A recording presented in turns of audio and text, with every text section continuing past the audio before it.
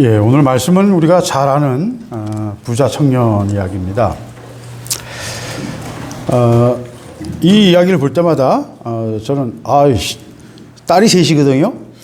큰 딸이 나이가 차는데 아직 결혼을 못 시키고 있는데 딸이 셋이라 부자 청년을 보면 사육 가면 이런 걸 골라야 되는데, 이런 친구를 골라야 되는데 그런 생각을 합니다.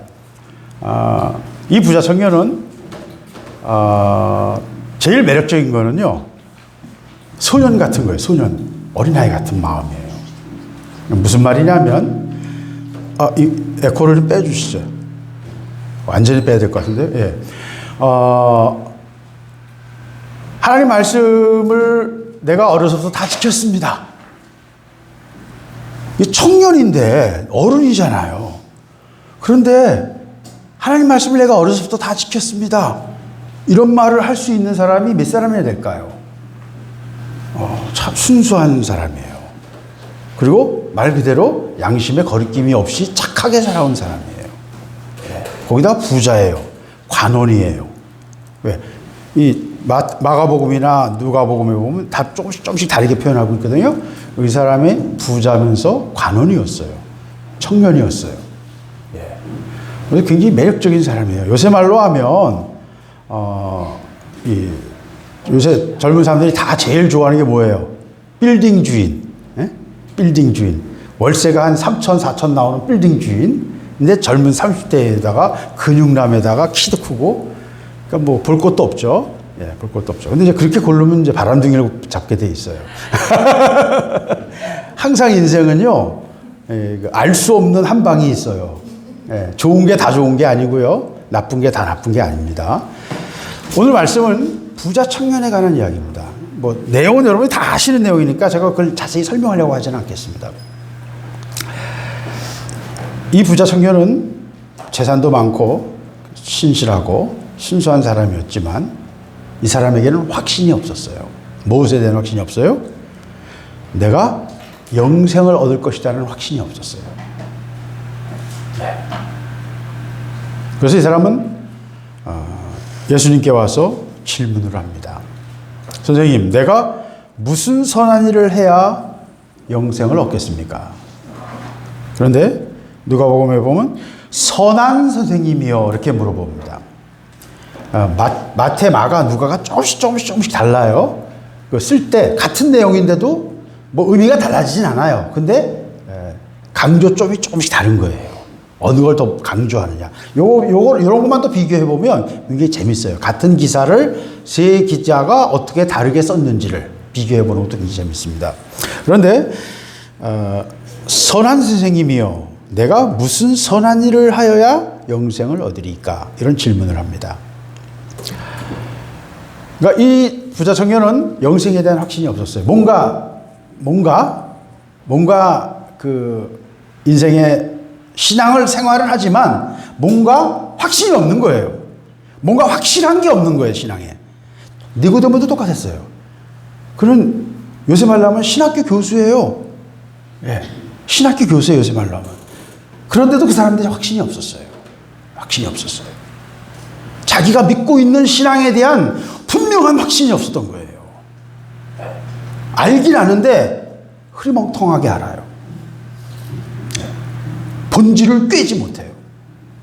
영으로 아는 거는요, 머리로는 이해가 안 돼요. 논리로는 이해가 안 돼요. 근데 그 알아요. 굉장히 깊은 겁니다. 영으로 안다는 것은 설명을 할 수 없어. 근데 알아. 이게 옳으면 알아요. 이게 맞는 걸 알아요. 그게 아는 거예요. 논리적으로 설명할 수 없어요. 신앙은 설명할 수 없어요. 근데 그냥 믿는 거예요. 근데 이게 진리인 걸 알아요. 이게 옳은 것임을 알아요. 이 청년은 선한 일을 해야 영생을 얻는다고 생각했어요. 근데 어떤 일을 해야 됩니까? 나는 다 지켰는데 결과적으로 볼 때 확신이 없다는 거예요. 뭐가 부족합니까? 라고 질문하는 거예요. 마음에 아직 시원하지 않아. 만족이 없어. 기쁨이 없어. 이게 뭐야 이건? 뭐가 확신이 없다는 거죠. 뭔가 분명한 게 없다는 거죠. 신앙은요, 분명한 것입니다, 여러분. 흐리멍텅한 게 아니에요. 흐릿한 건 여러분의 눈이 흐릿한 거예요. 세상이 흐릿한 게 아니에요. 그러니까 안경 끼세요. 예. 신앙은 어떤 것보다도 분명한 거예요. 신앙은 어떤 것보다도 분명한 거예요. 왜? 이 세상은 먼지같이 없어질 수 있지만 하나님 말씀이 이 세상을 만들었고 하나님의 뜻이 이 세상을 설계하셨고 이 세상의 모든 자연 법칙을 만드셨고 그리고 존재하게 하셨거든요. 그리고 신앙은 그 하나님에 관한 이야기거든요. 네. 정보가 먼저 있었어요. 말씀이 있었어요. 하나님의 말씀이 있었어요. 말이라는 건 정보잖아요. 그죠? 뭔가 의미 없는 게 아니고 화산 소리나 새 소리처럼 아무 의미 없는 게 아니고 뭔가 담고 있잖아요. 그 말을 하기 위해서는 머릿속에 생각이 있잖아요. 먼저 계획이 있잖아요. 네, 정보가 있었어요. 그리고 빛이 있으라 하실 때 빛이 생겼어요. 네. 이 모든 것을 만드신 분, 그분에 대한 이야기예요. 그리고 그것이 어떤 것보다도 분명한 것입니다. 네. 그래서 신앙은 진리예요. 그래서 이것은 길이에요. 이 길로 가지 않고서 생명이 없는 거예요. 그래서 이것은 생명인 것입니다. 이 젊은 청년도 영생에 대해서 관심이 있어요. 영생이 뭡니까? 죽음을 극복하는 거예요. 피라미드 왜 지었어요? 네. 죽음을 극복하고 싶어서. 그 당시 이집트의 GDP, 1년 총생산의 수십 배에 달하는 거대한 건물을 몇십 년에 걸쳐서 20년에 걸쳐서 줬다고 그래요. 왜 그렇습니까? 죽음을 극복하고 싶어서. 모든 종교 건물들, 앙코르와트, 엄청난 넓이의 앙코르와트를 졌는데 그 속에 들어가는 건 너무너무 엄청난 비용이 들었어요. 그 사람들 그거 왜 만들었어요? 종교는 죽음에 관한 문제예요. 영생에 관한, 생명에 관한 궁극적인 관심이 있는 것입니다. 모든 민족은 이 문제에 대해서 종교를 만들던 신화를 만들던 뭘 하든 이 문제가 그들의 근본적인 문제였습니다. 지금도 인도 사람들은 이 문제에 인생을 다 걸어버려요. 그래서 어떻게 살 건가 별로 관심이 없어. 그 사람들의 관심은 종교적인 거예요. 물론 다 그런 건 아니에요. 인도 사람들도 굉장히 많이 세속화됐어요. 그런데 대체적으로 그런 삶을 살고 있다는 거예요. 영생의 문제는요, 인간이 가진 근본적인 문제입니다. 우리는 누구나 여기 레터가 붙어 있어요. 요새 나온 영화들 보면 자기 수명이 여기 표시되는 그런 영화가 있어요. 수명이. 남은 시간이 딱 표시되는 거예요. 각자 이마에 자기 시간이 표시되면 사람들 굉장히 진지해질 것 같아, 나는. 그거 좋은 아이디어인 것 같아. 평균 수명이 80세 좀 넘으니까 요새 80세 정도로면 한 7만 시간. 여러분에게 주어진 시간은 7만, 8만 시간이에요. 100살 살아도 8만 6천 시간이에요. 그러니까 우리에게 주어진 시간은 7만 시간. 여기 계산기 그 스크린처럼 여기 하나 딱 달면 좋겠어요. 저 시계표시처럼. 그래가지고 거기다 시간이 딱 적혀있는 자기 수명이 딱 적혀있는 그러면 인생 굉장히 진지하게 살 수 있을 것 같아요. 내가 볼 때. 인간은 유한하고 시한부 생명이에요. 여러분 다 시한부 생명이에요. 병원에 링게를 꽂고 중환자실에 있는 사람이 시한부 생명이 아니고 우리 모두 다 시한부 생명이에요. 그 사람들은 좀 빠르다는 거지. 조금 더 빠르다는 거지. 그 사람들에게 주어진 시간은 몇 천 시간 단위라면 우리는 몇 만 시간 단위예요. 그래서 우리가 좀 안심하고 있는 거예요.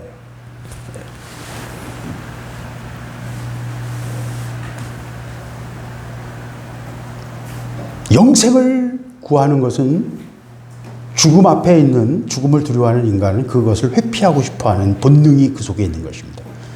그래서 이 젊은 청년은 무슨 일을 내가 해야 됩니까? 라고 예수님께 질문을 합니다. 전에도 말씀드렸지만 유대인들은 몇백 년 동안 선지자가 없었어요. 하나님 말씀이 없었어요. 그래서 랍비들의 온갖 잡설이, 엄청난 잡설들이 이스라엘에 있어요. 지금도 수많은 랍비들의 이야기가 있어요. 그래서 우리가 이스라엘은 하나라고 생각하지만 이스라엘 안에 그 랍비들의 파벌은요, 우리 신교, 구교, 장로교, 감리교 저리 가라예요. 이스라엘도 굉장히 갈라지는 나라예요. 잘난 놈들은 다 갈라지잖아요. 대가리가 내가 대장이다라고 하니까. 이스라엘 사람들은요, 모이면 다 갈라져요. 한국 사람들 나가면 막 갈라지잖아요. 그래서 모이면 갈라져. 똑똑한 놈들은 다 자기가 대장하겠다는 거죠. 그래서 이스라엘도 파벌이 수십 개입니다. 그 안에서. 똑같아요. 세상과 똑같이 이스라엘 사람들도 똑같아요. 절반, 이스라엘 유대인들의 50%가 무신론자고요. 예. 진짜 이스라엘 종교에 진짜 진지한 사람들은 20%도 안 돼요. 한 10%는 정통파고 까만 옷 입고 머리 길고 이런 사람들 10% 정도. 이스라엘 사는 사람들 중에서. 이스라엘 사는 유대인들 중에서. 그런데 진짜 하나님을 제대로 믿는 사람은 20% 안 돼요.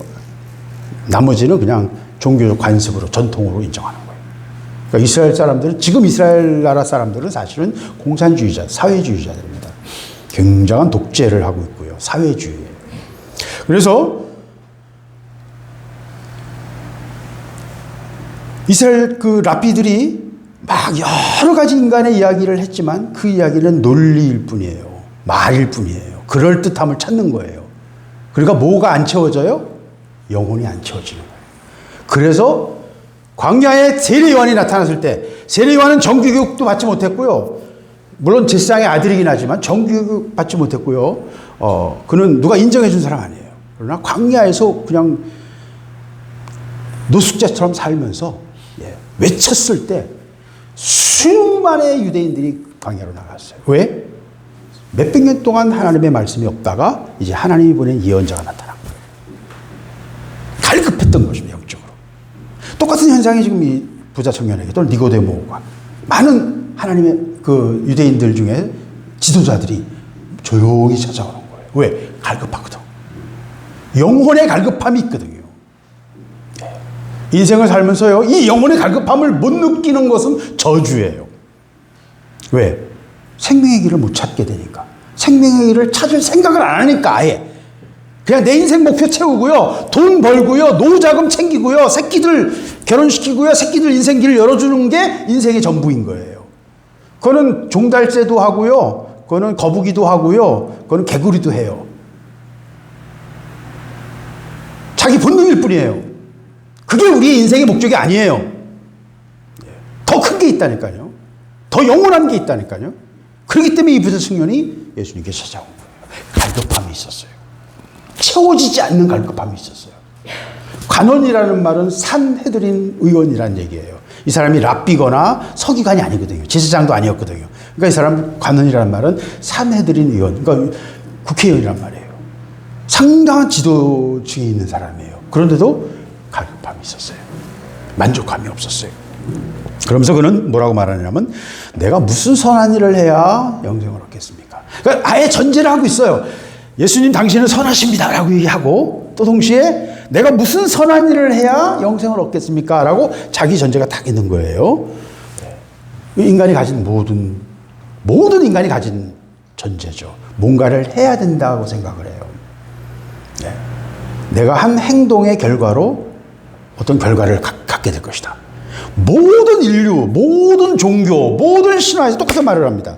죽음 다음에 네가 산 동안 행동으로 판정을 해서 그게 염라대왕인지 하나님 예수님의 대심판정인지 무슨 신이든지 뭐라고 불리는 신이든지 이름은 다를지언정 다 똑같아요. 그가 한 모든 인생의 삶의 행동을 가지고 판단하고 그를 천국에 보내거나 지옥에 간다는 거예요. 이 얘기는 모든 종교, 모든 문화, 모든 신화가 다 똑같아요. 비슷해요. 거의 비슷해요. 재밌는 거는 그 모든 신화가 지옥은 땅의 속으로 들어가 있고 천국은 하늘에 있대요. 하늘에 있대요. 이 내용은 모든 신화가 거의 같아요. 또 하나는 거의 모든 신화에 홍수 얘기가 나와요. 한 500개 신화 정도의 홍수 얘기가 아주 정교하게 나옵니다. 이 이야기는 인간은 뭔가를 해야 행동해야 구원을 받을 수 있다 이렇게 생각을 하는 거죠. 그 말은 맞아요. 왜? 우리가 한 행동의 결과로 우리는 심판받는 거 맞거든요. 성경에도 너희가 행한 그대로 하나님께서 심판하신다고 그랬거든요. 그런데 이 청년이 몰랐던 것은 뭐냐면 우리가 뭔가를 해서 영생을 얻을 수 있을 것이다 추론하는 거예요. 추정하는 거예요. 근데 뭔가를 해서 영생을 얻을 수 있습니까? 없습니까? 없습니다. 왜?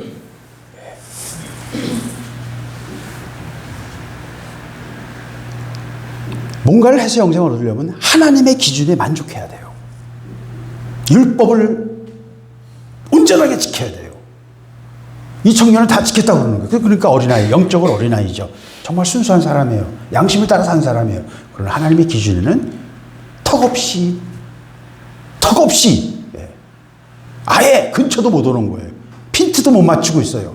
그냥 흐릿한 거예요. 얼굴이 그냥 흐릿해서 뭐 코가 여기 있는지 뭐 귀가 여기 있는지 이게 구분이 안 될 정도로 핀트가 안 맞았어. 그냥 아지랭이처럼 지금 그려지는 거예요. 전혀 가까이 가지 못하고 있는 겁니다. 왜? 하나님의 말씀의 기준은요, 너무 깊어서요. 예. 주일 지키면 안식일을 지킨 거고, 엄마 아빠 얼굴 보고 내가 속만 안 새기면 부모 공경한 거예요.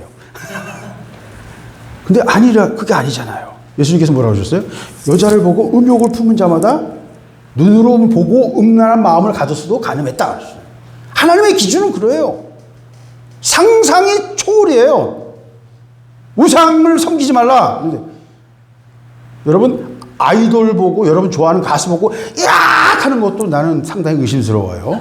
네, 조심해야 돼요. 네. 왜? 아이돌이라는 말이 우상이라는 말이거든요.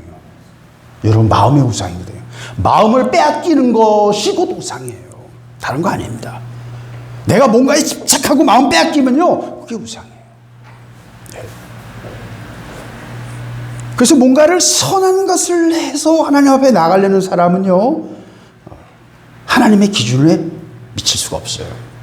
그래서 갈라디아서 2장 16절에 율법의 행위로서는 의롭다함을 얻을 육체가 없느니라 말씀하셨습니다. 로마서 3장 28절에는 사람이 의롭다 하심을 얻는 것은 율법의 행위에 있지 않고 믿음으로 되는 줄을 우리가 인정하노라. 왜? 율법의 행위로는요, 하나님을 기쁘시게 할 수 없어요. 만족시켜드릴 수가 없어요. 율법의 기준을 우리가 하나님의 기준을 채울 수가 없어요. 인간은 항상 실수하고 불안정하거든요. 작은 죄인데 여러분 배가 물에 가라앉는데 구멍이 드럼통만하면 가라앉고 손가락만하면 안 가라앉습니까? 아니요. 물이 계속 들어오는 한 언젠가는 가라앉아요. 10만 톤짜리 배라면 가라앉는데 좀 시간이 걸릴 거예요. 2달 걸릴 수도 있어요. 그러나 드럼통만 하다면 2시간 안에 가라앉겠죠. 작은 배라면 드럼통만한 구멍이라면 5초 안에 가라앉아요. 살인하고 뭐 사람을 막 괴롭히고 막 비인간적인 행동을 하면 누구나 다 죄라고 생각을 하죠.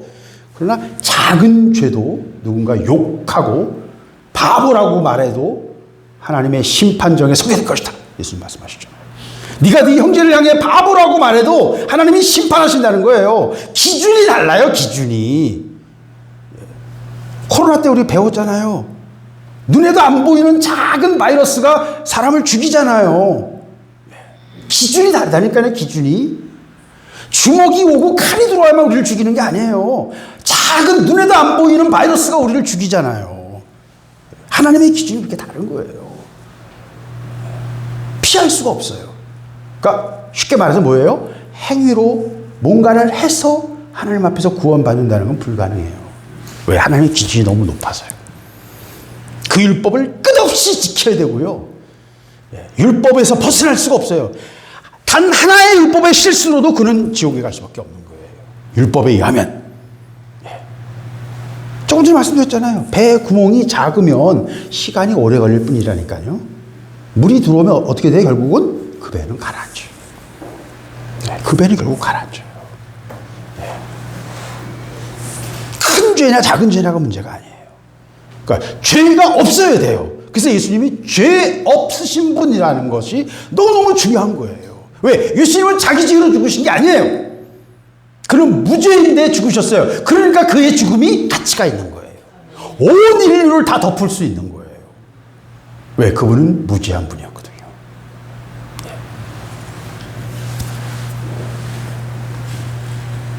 예수님께서 말씀하십니다. 이런 자기 전제를 갖고 있는, 뭔가를 해야 되고 선한 일을 해서 구원받는다고 생각하고 있는 자기 전제를 갖고 있는 이 청년에게 예수님 물어보십니다.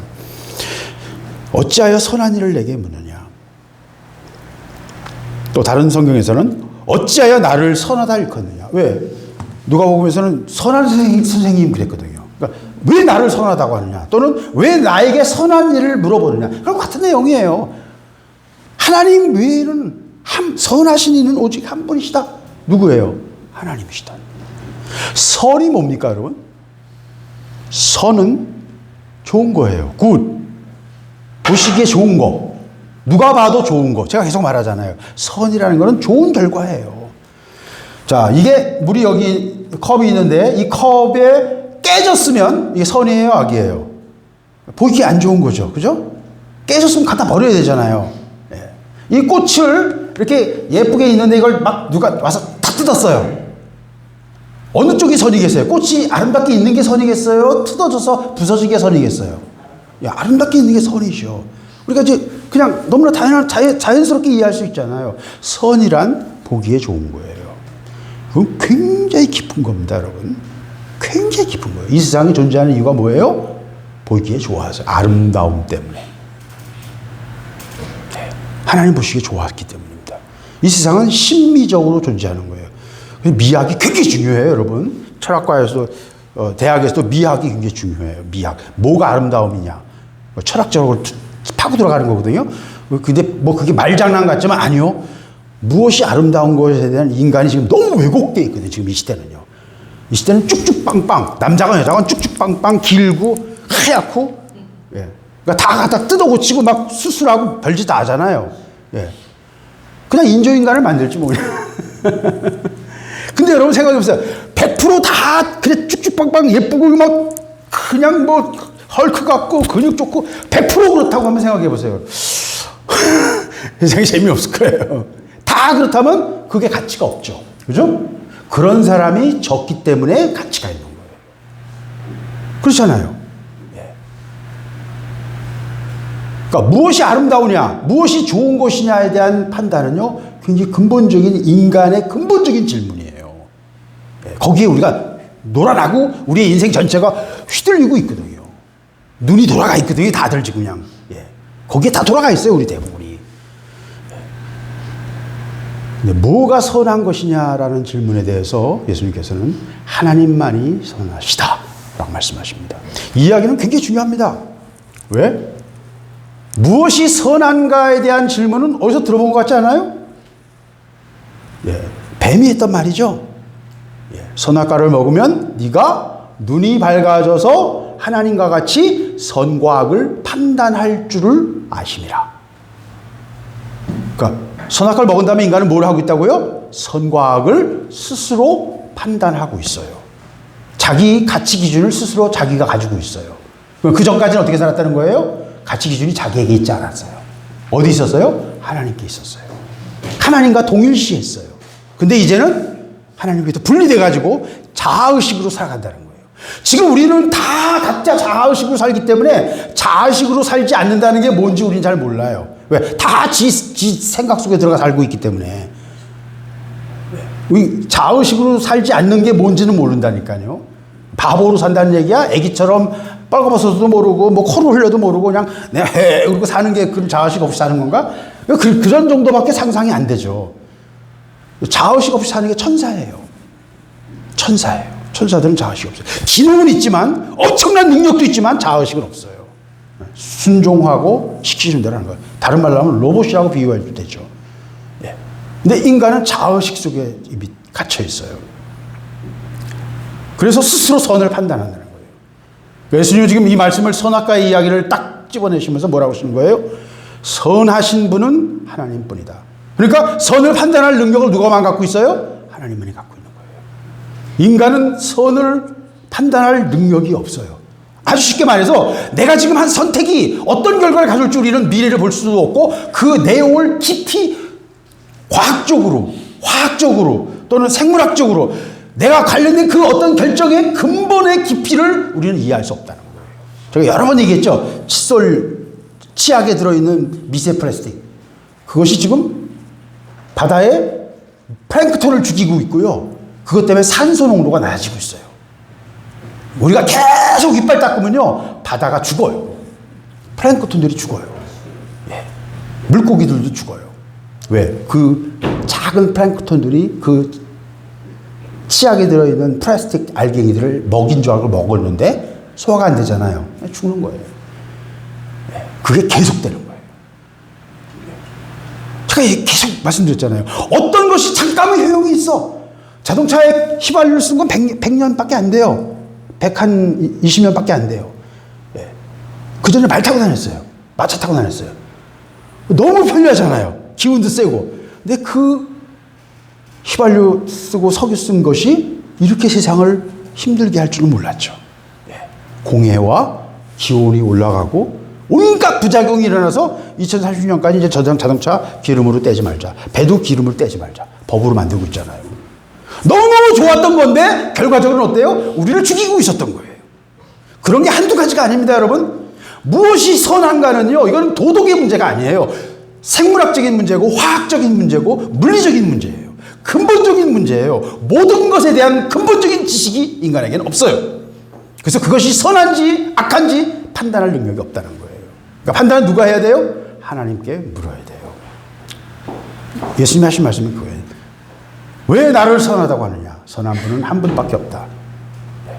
한 분밖에 없다.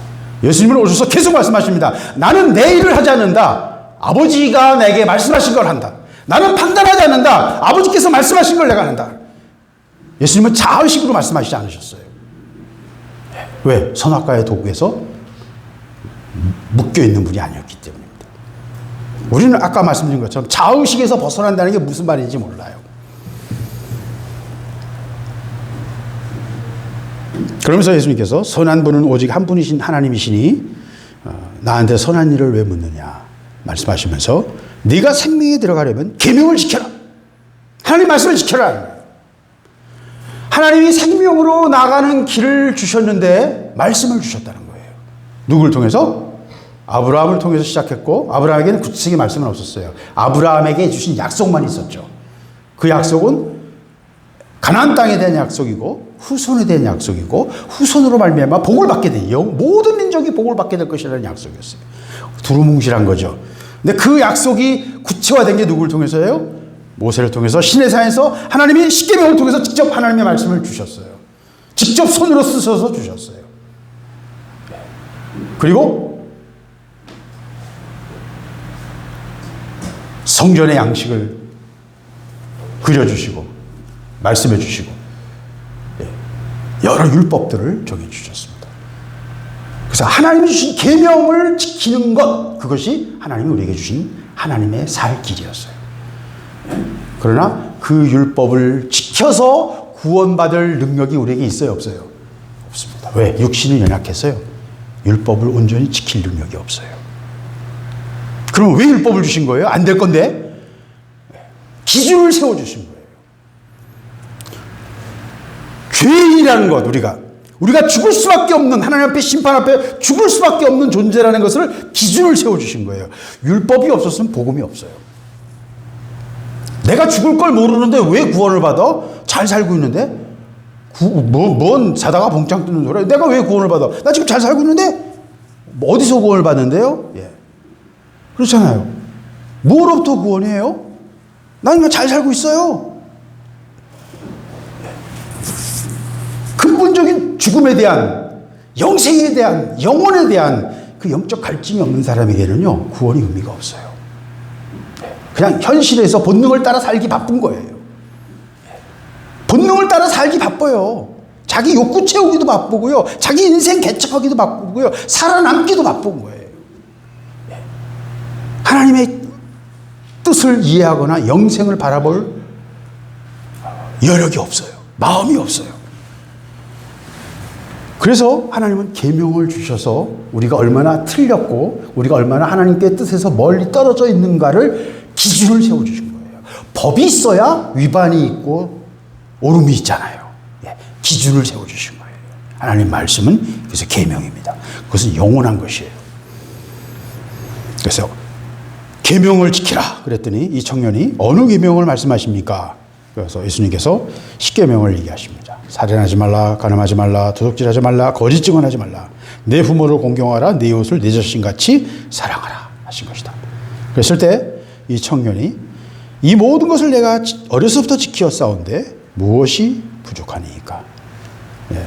아까 말씀드린 것처럼 참 순수한 청년이에요. 양심을 따라 살아왔어요.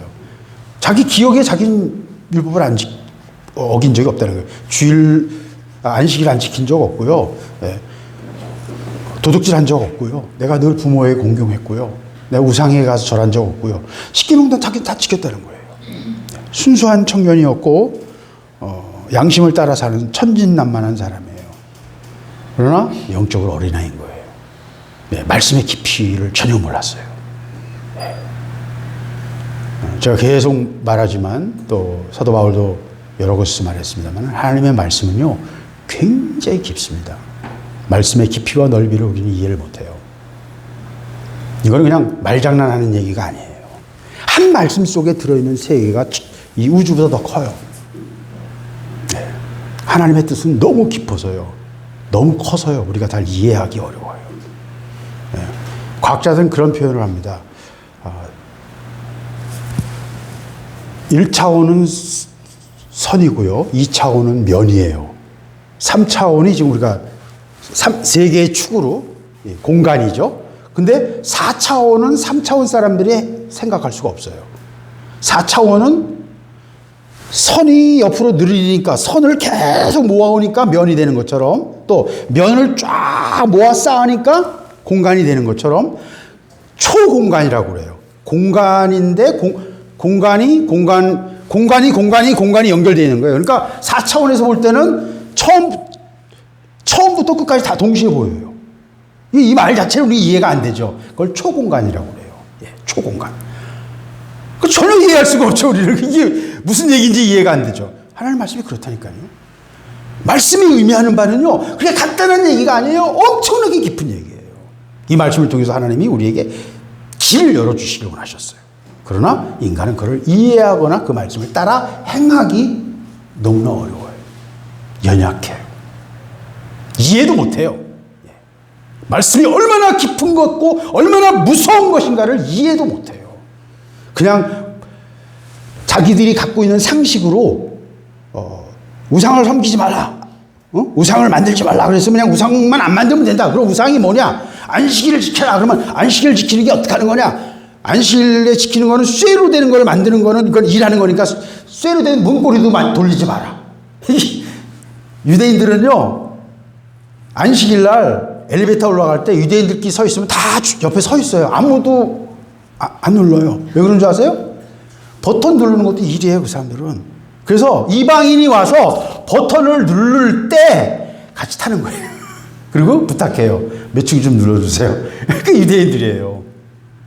그 사람들은 그게 안식일을 지키는 거예요. 예수님이 말씀하셨잖아요. 안식일의 진짜 의미는 전혀 다른 거다.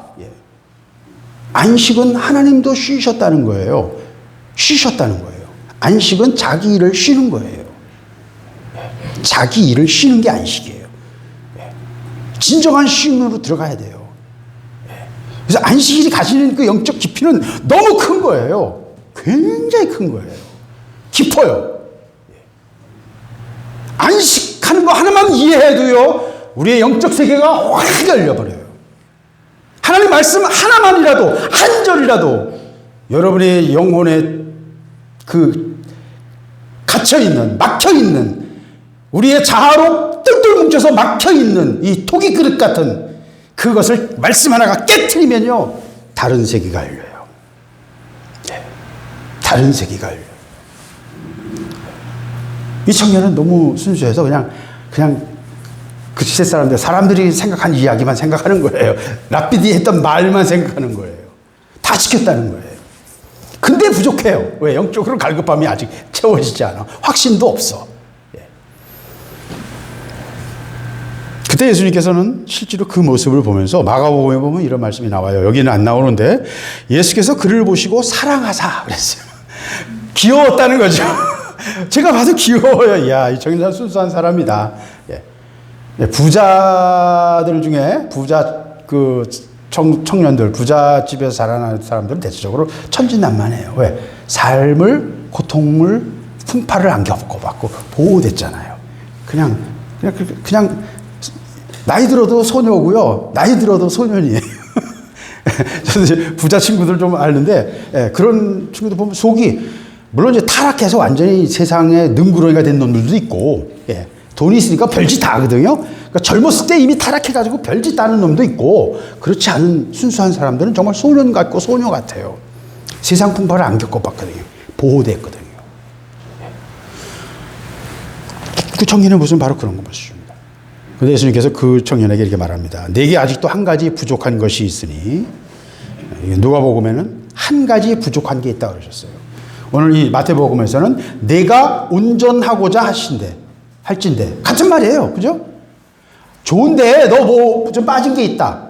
온전하다는 말은 부족함이 없는 뭔가 빠지지 않은 완전함. 딱 채워진 색연필이 12컬러 색연필이 있는데 빨간색 하나가 없네. 그럼 분명히 어디 있긴 있는데 그거 찾게 돼요. 왜 그거 하나 아구 빠진 게 보기 싫거든. 그러니까 찾아 넣고 싶단 말이에요. 바로 그런 얘기예요. 온전하게 되고 싶으면. 아까 제가 꽃 얘기했잖아요. 이거 한 움큼 팍 뽑아버리면 보기 싫잖아요. 이건 꽃의 본래 모습이 아니거든. 온전하지 못하는 거예요.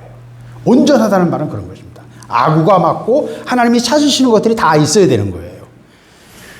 온전하고 싶으면 가서 내 소유를 팔아 가난한 자들에게 주라. 그리하면 하늘에서 보화가 내게 있으리라. 그리고 와서 나를 따르라. 그랬어요. 그러니까 예수님께서 이 청년에게 선에 대해서 강의를 하시거나 계명에 대해서 강의를 하시지 않으셨어요. 그걸 설명해서 이렇게 몰아오려면 너무 시간이 걸리니까 예수님은 이 청년이 자기가 할 수 없는 것, 그가 묶여있는 부분을 딱 목을 잡아서 이야기하시는 거예요. 마귀는요, 이 땅에 우리를 묶고 있어요. 예수님께서 나귀를 타고 가실 때 나귀를 풀어 내게로 가져오라 그러셨죠. 루오라고 그래요. 헬라어로 루오라는 단어인데 풀다, 풀어야 돼요. 묶여있는 나귀는 가져올 수 없죠. 묶여있는 거는 쓸 수가 없죠. 자전거 타고 싶은데 자전거 바퀴에 열쇠가, 자물쇠가 탁 묶여있어. 탈 수 있어요? 탈 수 없죠. 묶여있는 거예요. 풀어야만 사용할 수 있어요. 이 청년이 뭔가에 묶여있는데 그 묶인 것이 무엇인지를 예수님께서 바로 지적하시는 것입니다. 맥을 딱 짚으시는 거예요. 그냥 여기가 아프지? 그리고 딱 그 아픈 부분을 지금 누르고 계신 거예요. 뭘 누르십니까? 그 청년이 재물이 많음으로 그 말씀을 듣고 근심하여 가니라. 이 청년은 뭐에 묶여 있어요? 물질에, 재물에 묶여 있어요. 다른 말로 하면 탐욕에 묶여 있어요. 재물에 묶여 있어요. 그것이 너무나 당연한 것이고 그렇게 살아왔기 때문에 그걸 포기할 수가 없는 거예요. 내가 무엇에 종로 타는지 알고 싶습니까? 끊어보세요. 그것에 대해서 끊어보세요. 금방 알아요. 지랄 발광하고 있는 건 자기 자신의 모습을 발견하게 될 거예요. 뭔가에 묶여 있으면요, 그걸 끊어보면 지랄 발광해요, 인간은. 네 소유를 팔아 가난한 자들에게 주라. 그럼 이거는 뭐 예수 믿으려면 다 팔아서 나눠줘야 되는 겁니까? 글쎄요. 뭐 경우에 따라 다르겠죠. 적어도 제자들은 배와 그물을 다 버려두고 예수님을 쫓았죠. 아비와 배와 그물을 다 버렸어요. 그렇다고 아예 버린 건 아니겠지만 적어도 그 순간 다 버리고 갔어요. 엘리야가 엘리사를 부를 때도 내가 아버지를 장사 지내고 가고 싶습니다 라고 했을 때 엘리야가 한마디 하니까 그 자리에서 자기가 지금 밭 깔고 있던 소들을 다 잡아가지고 제사를 드려버려요. 밭 가는 거, 농사 짓는 걸 포기한다는 거죠.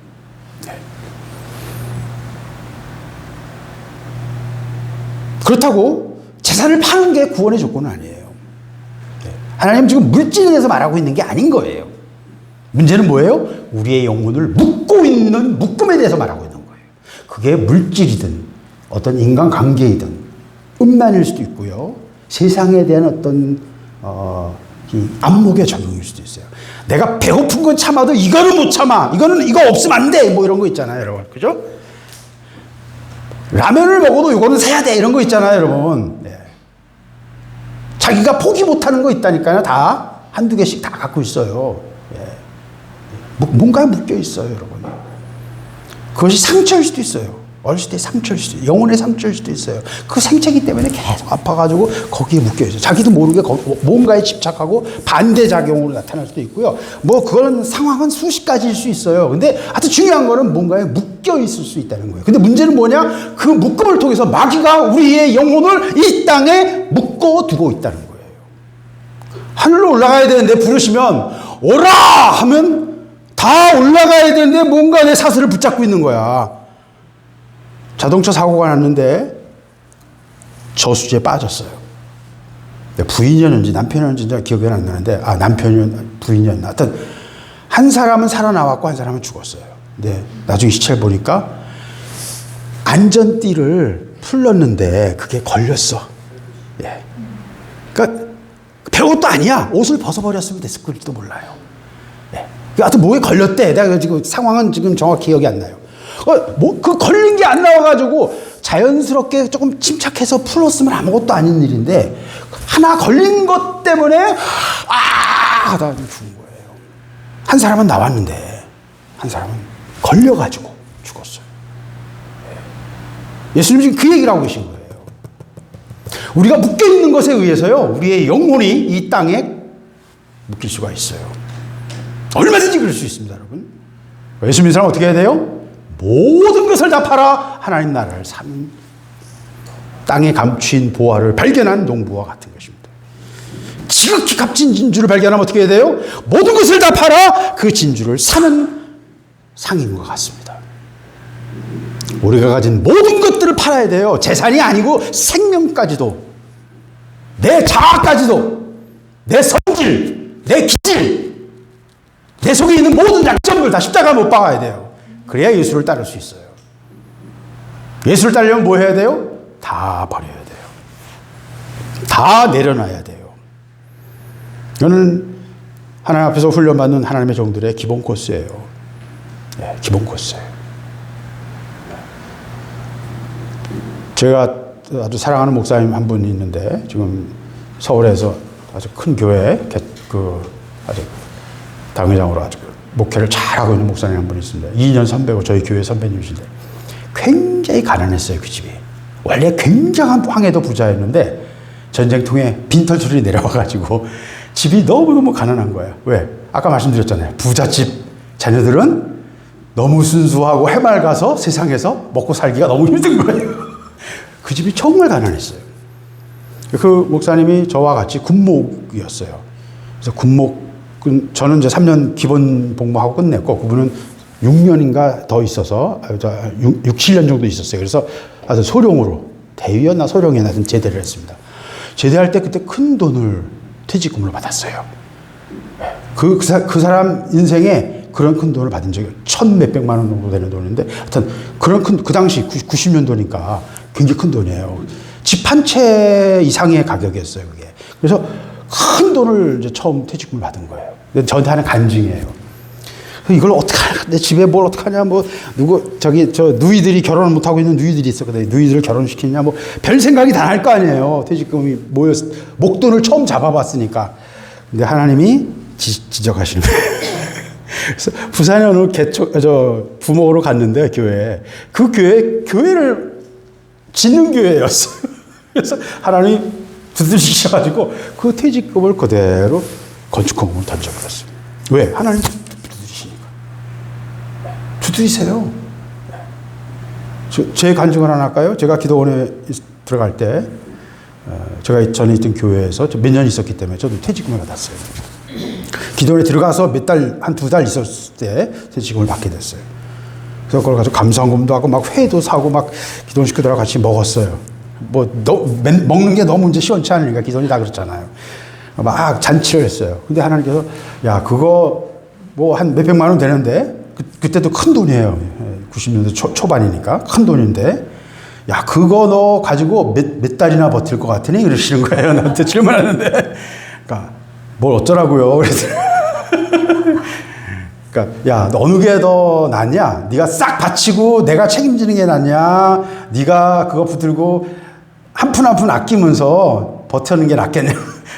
계산이 나오잖아, 나도. 그러니까, 알았어요. 던져버렸어요. 제가 그거 던진 다음에 저는 생활에 대한 걱정하지 않습니다. 그것 때문에 집사람은 너무너무 힘들어, 짐을 지니까 너무너무 힘들어 했지만 저는 걱정하지 않았어요. 그리고 한 번도 하나님 굶기시지 않으셨어요. 힘들었죠, 물론. 그러나 한 번도 모르겠어요. 하여튼 하나님이 굶기시지 않았고요. 한 번도, 이건 제 간증입니다만, 한 번도 제 계좌에서 영원이 된 적은 없어요. 어떤 방법이든 하나님이 하여튼 보내세요. 어떤 방법이든. 하나님 영원히 되게 하지 않으셨어요. 지금 8년째네요. 95년도에 제가 들어갔으니까 28년째예요. 한 번도 하나님은 제게 계좌를 영원히 만드시지 않으셨어요. 물론 뭐 제가 일을 할 때도 있고 기자로 글을 쓸 때도 있고 뭐 여러 가지 일, 전기공으로 일하기도 하고 뭐 많은 일을 했었죠. 그러나 그렇지 않을 때도 하나님께서 항상 어떤 방법이든 채워주셨어요. 그건 기본 코스예요. 왜? 재물에 대한, 탐욕에 대한 줄을 끊지 않고서는요, 천국에 못 들어갑니다. 그래서 부자가 천국 가는 거는 낙타가 바늘길을 들어가는 것보다 어렵다고 했어요. 아유, 낙타가 어떻게 바늘길을 들어가? 이거는 불가능하다는 얘기 아니야? 그런 얘기가 아니에요. 오해하지 마세요. 바늘길이라는 거는 그 당시에 예루살렘 성문 중에 하나의 문인데, 내가 지금 어떤 문, 미문이었는지 동문이었는지 그 기억은 안 나는데, 그 문이 6시가 시간이 되면 딱 잠겨요.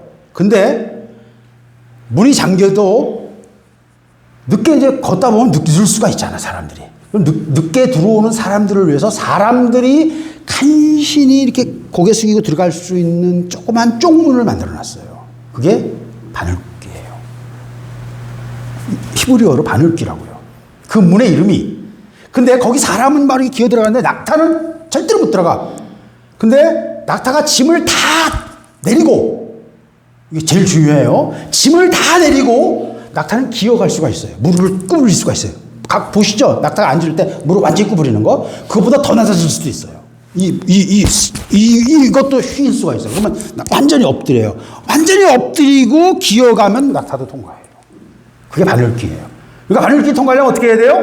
낙타가 짐을 다 내리고 바짝 엎드려야 돼요. 그럼 통과할 수 있어요. 이 말씀이 우리에게 주는 의미가 이런 겁니다. 하나님 앞에 가려면요, 다 내려놔야 돼요. 그리고 납작 엎드려야 돼요.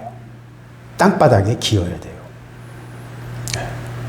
여러분, 하나님 앞에서 하나님의 많은 종들이, 저는 많이 봤어요. 엄청난 연단을 받고 시험 통과하고 하나님의 일을 하고 엄청난 승리도 해요. 하나님 은혜 주시면요, 축복하세요. 통과했으니까 하나님 축복하세요. 근데 문제는, 진짜 문제는 뭔지 아세요? 저는 많은 종들을 봤다니까요. 축복받은 게 문제라니까요, 여러분.